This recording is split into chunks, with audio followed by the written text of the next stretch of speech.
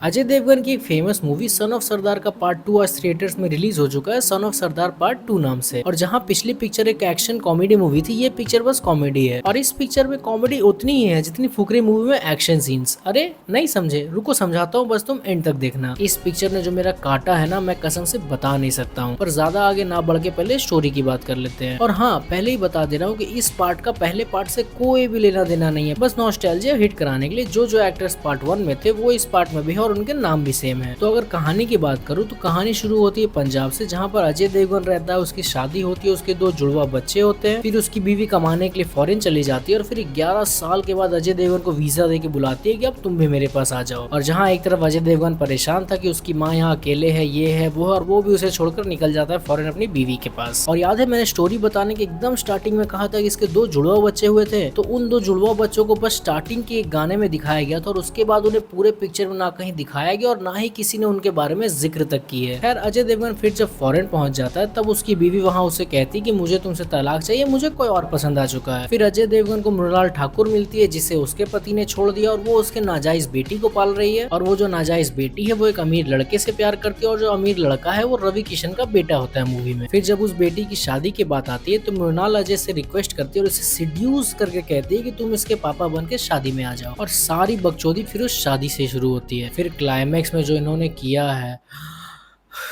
मतलब बताता हूँ। फिर क्लाइमेक्स में इन लोगों ने दिखाया कि हीरोइन रवि किशन को बोलती है कि मेरा अफेयर एक लड़के से, किसी को बताना मत। फिर अजय देवगन उससे कहता है कि ये मेरी बीवी है, इसके बारे में किसी को बताना मत। फिर हीरोइन बोलती है कि बेटी भी मेरी नहीं है, मैं एक ही महीने में दोनों आदमियों से मिली थी, तो पता नहीं है किसकी बेटी है। फिर दूल्हे का बाप कोई और निकल जाता है, दादा अपनी चौथी शादी की तैयारी में है। मतलब तुम समझ रहे हो कि इन्होंने कॉमेडी ऑफ एरर के नाम पे रिश्तों और अफेयर्स को रख के इतना ज्यादा नॉर्मल रख के माँ बहन की है ना सबकी, कि मैं बता तक नहीं सकता हूँ। कॉमेडी इस पिक्चर में कुछ भी नहीं थी, शायद ही मुश्किल से 2 या 3 सीन होंगे जिन पर मैं हंसा हूंगा। बाकी पूरे समय मैं और पूरा सिनेमा हॉल जिसमें मैं बैठा था वो पूरा का पूरा समय एकदम सन्नाटा मार के पिन ड्रॉप साइलेंस करके चुप थे। लिटरली मुझे हाउसफुल 5 में ना इससे ज्यादा हंसी आई थी। भले उसमें कितने भी ज्यादा डार्क ह्यूमर और ठरकी जोक्स भरे हुए थे, लेकिन फिर भी इससे तो काफी अच्छी थी। इस पिक्चर ने मुझे स्टार्टिंग से ही जो डिसअपॉइंट किया और खासकर निकलते निकलते क्लाइमेक्स दिखाकर जो मेरा मूड खराब हुआ ना, मतलब।